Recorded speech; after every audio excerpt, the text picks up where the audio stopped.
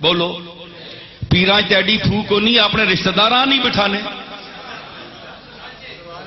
وہ آنے نے جل جلالہ نہیں سیٹ صرف اللہ آسان دیتی ہے ہمارے ساتھ کون ہے ہم بھی اپنی گدی پہ وعدہ لا شریک ہیں اتنی پھوک تے اتنا کبر انہوں نے اندر پھنسیا ہو رہے ہیں تسی کیا اس دور نے پیران جنید بغدادی سمجھے ہتھے گلے گلے تک دنیا دے وچ لتھے ڈبین دنیا دے وچ دنیا دی لالچ اور ہرس وچ کہ میں تے کہ کوئی اور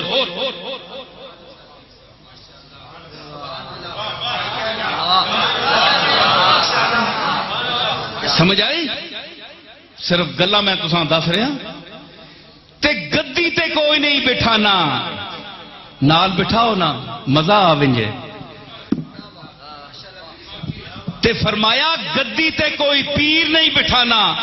کوئی شیخ الحدیث کسی طالب علم کو اپنے مسند شیخ الحدیثیت پر نہیں بٹھاتا کوئی شیخ القرآن کسی طالب علم کو اپنی گدی پر ساتھ نہیں بٹھاتا کیونکہ وہ فرق رکھنا چاہتا ہے بڑے احمق ہو کہ اپنے ساتھ تمہاری اتنی امتیاز اور عزت کا سلوک ہے تے جنی کھنیاں چاہ کے میں نے نال شریک پہ بنانے ہو جڑا سیڈ نہیں پونچ سکنا جڑے نکے تو مکھی نہیں ہٹا سکنا وہ میں نے نال شریک بنا دیتا نے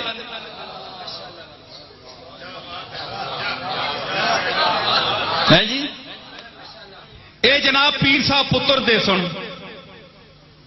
اے مولوی صاحب نے تعویذ نال جناب پتر جمسی اللہ کو فارغ ہو گیا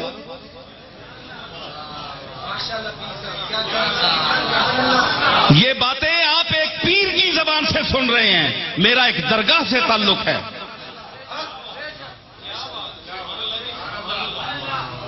کہاں گئی وہ رسول اللہ کی توحید کہاں گئی وہ صحابہ کی توحید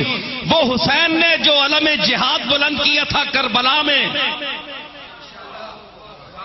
وہ اعلائے کلمت الحق کی آواز کہاں گئی رسول اللہ کی امت کیوں سو گئی ہے افسوس کا مقام ہے کہ نہیں بولو اللہ کے گھر میں بیٹھے ہوئے اب ذرا سے ہٹ کر کوئی بول دے یہ تو وہابی ہو گیا ہے جی یہ توحید بیان کرتا ہے یہ وہابی ہے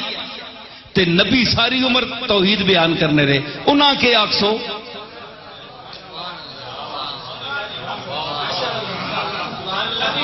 تے قرآن ساری توحید بیان کر رہا ہے اللہ کے آکسو اللہ ہے وہاب اللہ کیا ہے